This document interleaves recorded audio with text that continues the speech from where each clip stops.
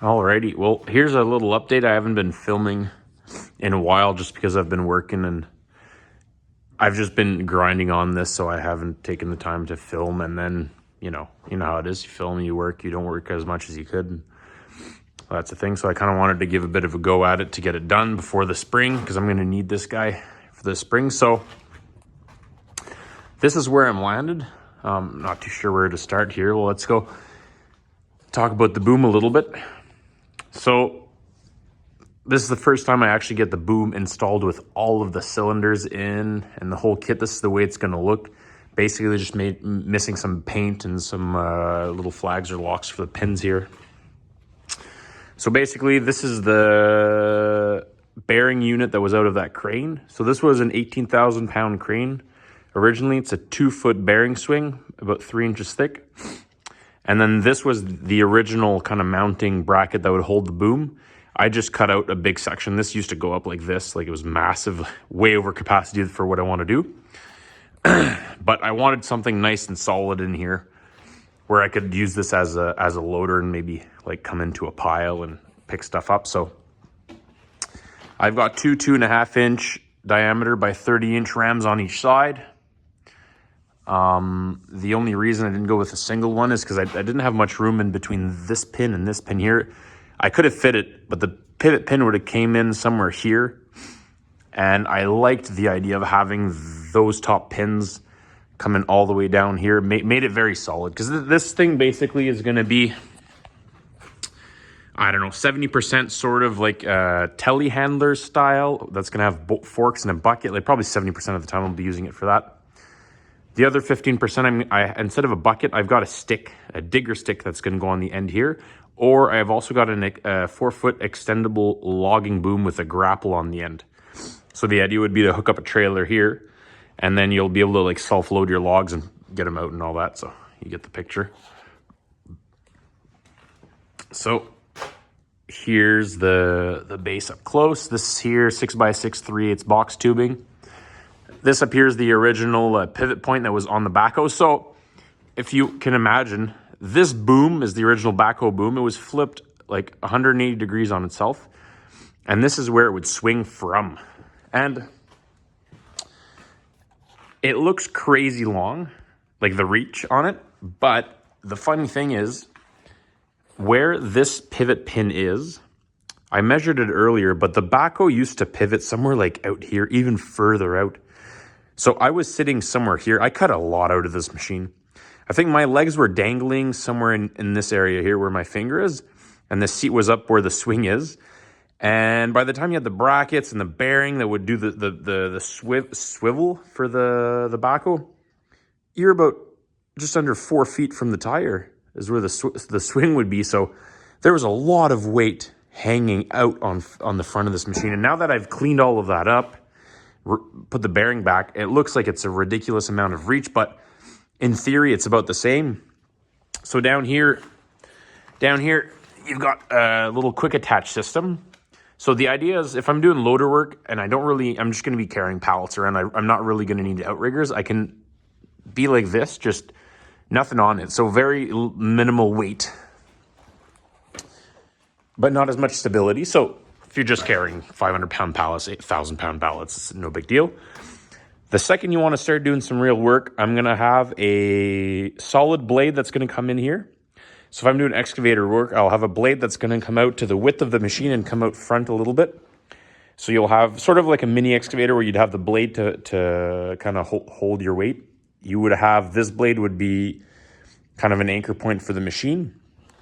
And also instead of the machine pivoting from this axle, it'd be pivoting about 2 or 3 feet further forward. So the counterweight you have in the back has a lot more purchase. All right, so the original boom, I've got this here because I'm going to have 2 hydraulic diverter valves in here because I want to have this the functions switch from excavator to loader. And so I needed 2 diverter valves. One is going to be here. The other diverter valve here is I need 2 auxiliaries out here. Well, actually 3. One is going to be for, if I put a stick, I need an auxiliary for that stick cylinder. And I need 2 extra auxiliaries for running extendable boom, and the grab or hydraulic thumb. So I have a hydraulic diverter valve. I have 2 hoses coming in and then 4 coming out of that guy. So I'm going to cut down on hoses a little bit and complexity, and I'm not really going to be running the extendable boom and the grab at the same time, you know, so it's going to be either or. So here's the quick attach. So it's 12 inches on the outside. And I made this quick attach so you could pin, this is the pin that you're going to remove. You clip onto here, and then this down here is just like sort of a recess where the other one's going to have 2 welded pins that are going to rest there, and then you lock it with your pin there. So yeah, I made this so you can quick attach either on the inside or on the outside. So that's why this is empty. Because if I was doing it sort of like a Merlot or something like that, like I would have plated everything in here to make this super stiff. But instead I kind of plated the outside, and what's going to make it stiff is what it's attached to. So if I'm attaching to a bucket, I'll be attached to the flanges are going to be on the outside here, and I'm going to be gusseting from the outside. If I attach a stick, I'll be hooking up the stick in the middle, so you don't end up with this big massive thing at the top of that stick. So you end up having both options, which is cool. This is also going to be used as sort of a pal finger or a Hiab kind of setup as well. So I'll end up having just kind of a quick attach hook sort of thing, maybe with a 1 or 2 foot extension. So I'll be using this as a crane. That's kind of the reason why I really liked the 2 cylinders here is the extra stability for loader work and also the stability for using it as a crane. Yeah. So the swing gets about, I don't know, 200, 220 degree rotation there. So we'll rotate all the way till we hit that. I measured it yesterday, but I think from the tip here to max reach is a little under 8 feet or something like that. And the top of the boom there, if I'm sucked in all the way and I lift a load like 6 inches off the ground, I can clear an 8-foot door with the top without having to like reach out and limit my capacity of lifting. So this tubing comes up a little past straight, so it's a little past straight this way. It should lift about 15 feet high with a set of forks. And this thing has got some good counterweight. Like from here all the way out back here, like there's going to be 2 sets of like 600-pound weights on the back, so 1,200 pounds. Just the counterweight at like 10 feet. And that's like also with the engine is back here, the axles, hydraulic, fuel tank. This frame is all 1/2-inch steel, so like the back end of this probably weighs about 3,500 pounds plus the 1,200. So we got about 4,500 pounds back here. That is let's say on average about 8 feet past. So I'm hoping at 8 feet past here, being able to lift about 3,000 pounds with this thing, maybe 4,000 pounds. If you get a good set of outriggers that come out a bit further, you can really increase that capacity. But the way the cylinders are set up here, it should be good for heavy lifts. And if I really am missing some weight, because those counterweights that I'm going to have put back there are steel plates that I'm going to bolt back here. If I'm missing weight, I do have a 3-point hitch back here, which I could add weight anytime really as a quick attach. And then these hoses here are actually 1-inch hoses because there's a hydraulic pump that was just meant to run the trencher on the back of this machine because that's what it originally was. So my idea is I might want to keep some hydraulics back here because I want to run the winch that used to be on the crane back here, probably more up front, but I want to run a set of at least 3/4, maybe 1-inch hoses, which I would maybe bring out. They would permanently live probably here, have the quick attach here somewhere. I still have to drop the boom and make sure everything fits, but have a quick attach set up there. So I could run those high flow hoses when I need to, because I want to run a mulcher on the end of this, because I think that would be a really cool setup. Run a mulcher to be able to do my ditches. If I'm working off to the side, I can hook onto a weight that has an offset weight. So I work on the opposite side of the weight, of course, and it holds the machine steady. So that's sort of the idea for this machine. It's going to be sort of a Macalac style, not the same exact type of boom, but instead of keeping the same digger arm as the Macalac, I'm going to be switching to a stick and removing that stick and just keeping this as the boom, which has a fair bit of reach. This boom sucks in all the way in, like I said earlier, to here, and you still have 8-foot clearance, so it fits into most of my doors. And to fit back here, I had to remove, I don't know, like 8 inches or something, and it's still very tight here. I was very close to moving this front axle forward to get a bit more room, but then it never ends, really. You're always modifying things and whatever. So this is going to be the access to the machine. I have nothing on the other side. It's not really accessible, but if you're in any sort of shape, you can kind of just grab on and jump off anywhere here. But this is sort of the setup. There's wires and shit everywhere there. I'm going to paint it pretty soon, and then we'll figure all that out and should look good. I kind of just wanted to give you an overview before I paint it to see, just you can tell kind of where the work's been done. So this is going to be the steps out. So you'd grab here. All right, so now you get in the machine and you're off to the side, of course. And this is because this is a bi-directional vehicle originally. So you'd have the trencher on one side, you have the backhoe out on the other, and then you'd be going in whatever direction. Originally, just the seat would turn, and then your remotes stay on whatever side they are on, and then you just use the other hand, right? I didn't have room for, well, I would have had room, but it would have been awkward. I like the idea of having a swivel seat. So this seat swivels right here. So you pull a pin, and this seat would swivel. So right now we'd be in kind of digging mode. And then you would go into the bi-directional mode, which would be like this. And then here, you flip this up. I want to protect it so you don't come up and hit these, but this right here is basically forward and reverse. So you sit sideways. You've got these controls follow you as you turn. So this is a steering. So left and right joystick for the steering. And you still have your swing and you have your stick. Your stick or your the second boom. So right now it would be the second boom right here.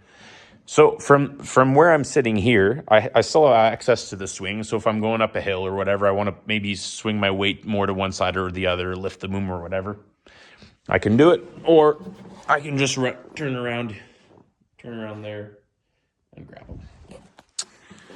So that's it. That's it for that. So I made this a little bit wider, have some room for my feet. All right, so this is the view here from the operator's station. I don't know if you see very well, but like I said, swing, your stick and auxiliary boom. And then out here, so you'd have just like a regular excavator here, you have your boom and your bucket. That hydraulic diverter thing, like I was saying, you can click a button, or I'm going to have it as a switch so it permanently stays on, but this is also going to become your bucket and boom, like a loader. Whatever, any loader that you run with a joystick, you'd have your boom and your bucket. And when that diverter valve is hit, this one is permanently on your auxiliary stick. And when I say auxiliary stick, it's this variable angle boom setup here, the yellow boom here. Because this main boom here with the dual cylinders is always going to stay on this one. So that's always your boom, whether you're excavator mode or loader mode. And then you'd have this one. So you can be stationary, have a set of forks and hook up onto a pallet or whatever and just leave, and not relying on your forward or reverse. So you can put your outriggers, lift a pallet maybe that's near a trailer and then swing off to the side and dump it on the trailer. Or anything really. I'm going to probably find out all kind of cool functions for this machine. Another thing about having the 2 cylinders that I don't particularly like is having the cylinder in your face. There's this little gap here where you can see pretty well where you're working. That's not too bad, but having this out of the way would have been pretty cool, but it kind of went with the 2-cylinder version here, and maybe if I do another one, I might do a single, but it makes for something pretty solid. Because I think if it would have just been excavator, maybe a single one in the middle would have been cool. I really liked how solid the 2 cylinders looked anyway. Made for something pretty stable. So yeah, that's about it. And then down here on the floor, we've got the regular forward and reverse pedals for the hydrostatic drive. which these used to be on an arm. So on an arm, like I used to have a joystick for forward, reverse, and side to side, which is cool in theory. But let's say you want to run the boom with both arms because, for example, you're stuck, or you just want to be efficient, and as you're moving slowly forward, you want to hook up onto something or just grab a bucket like a loader. I think it's going to be pretty handy to have these on your feet. So yeah, that's about it. The hoses are going to come through. So that's what I've got left. Measure and order my hoses. Hoses are going to come out here, in here, through the boom. So they should be pretty well hidden. You shouldn't see too many. So 3 auxiliaries on the end of this boom. And then we'll have 3 auxiliaries where the blade hooks up to. So I have the option of 2 outriggers, and if I pin a trailer to that. So that's kind of should cover everything. And then on the back, we have just 1 auxiliary, really. And that's to up and down the... So it's not really an auxiliary, really. It's a hydraulic function. And then here we've got the dash, which is right here. That dash actually just fits in here. This used to be like flat here. And since I removed... I'm stuck right close to the hydraulic tank back here. So I kind of put it up here. But it's just your water temp, oil pressure, and gas RPM gauge, that stuff. So it's not like vital stuff there. It's easy to just look back once in a while and have a look. So yeah, just wanted to give a quick update of where I was landed because I did not film much at all. And I thought it would be cool to show people how it looked before I painted and see what people think if anybody really watches this. So that's kind of the idea. I'll give a last little overview of the machine, but yeah, maybe have the engine